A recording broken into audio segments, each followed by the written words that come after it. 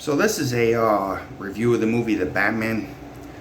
It's a review of the review, right?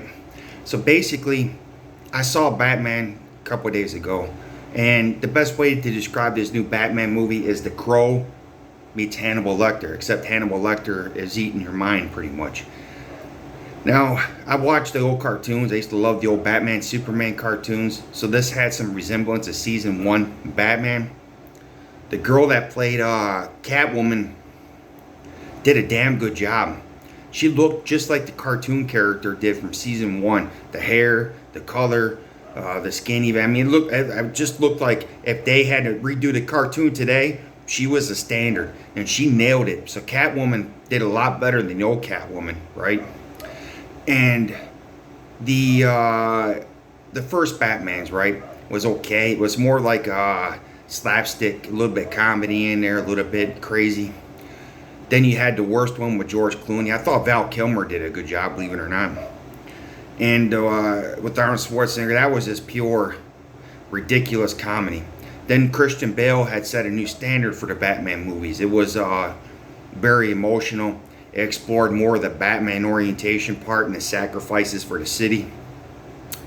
But this Batman was really, really dark in terms of like how The Crow was. It was this mythological stalker trying to make a difference, trying to be vengeance, right? That's why I say it was like The Crow meets Hannibal Lecter, pretty much. And most people had this movie about 8.5, 9 stars, and that's about right. So I didn't see any agenda about feminism. I didn't see any modern day politics in this movie. But some YouTube channels were talking about it, and I'm with them with The Lord of the Rings. I don't watch Star Trek Discovery, but if you didn't read anything about any that politics, about feminism, about the ejection of modern day problems in this movie, you wouldn't know that. You didn't see it. It just wasn't there.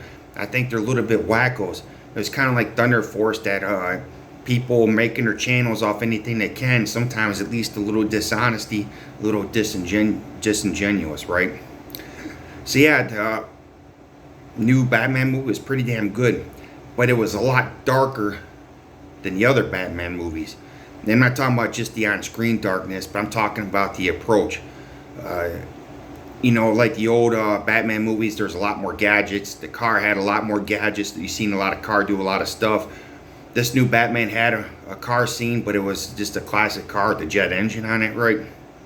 So this movie was actually less gadgety than the other ones, and was more about the dark pursuit, trying to figure out who the Riddler was. Who was this person? Why was he so infatuated with the Batman? And it turned out that a lot of people were afraid of Batman because they didn't know who he was. They didn't know his sacrifice, and at the end, I think a lot of people figured it out. He was giving everything he had to the city, right? It's usually most of the Batman stories. So, during the movie, the darkest part I was talking about is they didn't let up on the violence. I mean, it was just, the movie, it was a little bit slow at first. It just showed some guy. And I was worried about who was going to be the actor in this. I didn't know a lot about him. And I was worried about whether he could look like Batman. But once he put on a mask, it was indistinguishable from what you think Batman might be, right? And he was just nonstop action. It just went up and up and up and up. And what's interesting is it showed a lot of people with cartoons. Not cartoons, with their mask. And it reminds me of some of the stuff that's going on today, right? Dang little bug. And it was interesting because that part, it might be, people talking about unnecessary violence. You see YouTubers they used to do that. I remember there was stories years ago about people just walking up to homeless people and punching them or making them fight. It was a little bit like that kind of darkness. But it was accurate to the T, and so you could feel the situation around you, and you could feel his stalking, if you want to call it that. That's the best way to put it. So I'd give them the new Batman movie right up there with the Christian Bale Batman, 8.5, 9. But if I had one negative thing to say about it, it reminded me of Aliens vs. Predator Requiem, in terms of it was hard to make out on screen sometimes what was going on because it was a little bit too dark, right? And I think they did that deliberately to get the feel of the movie.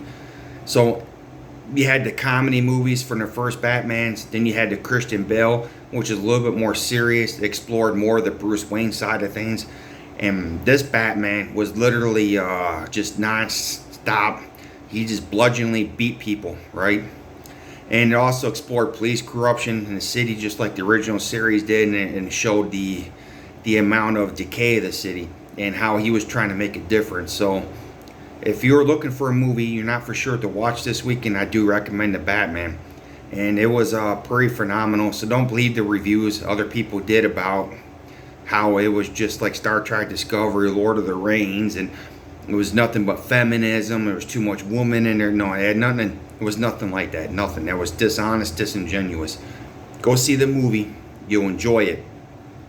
Anyway, thank you for watching Joe's Corner. You guys take care of each other and have a nice day.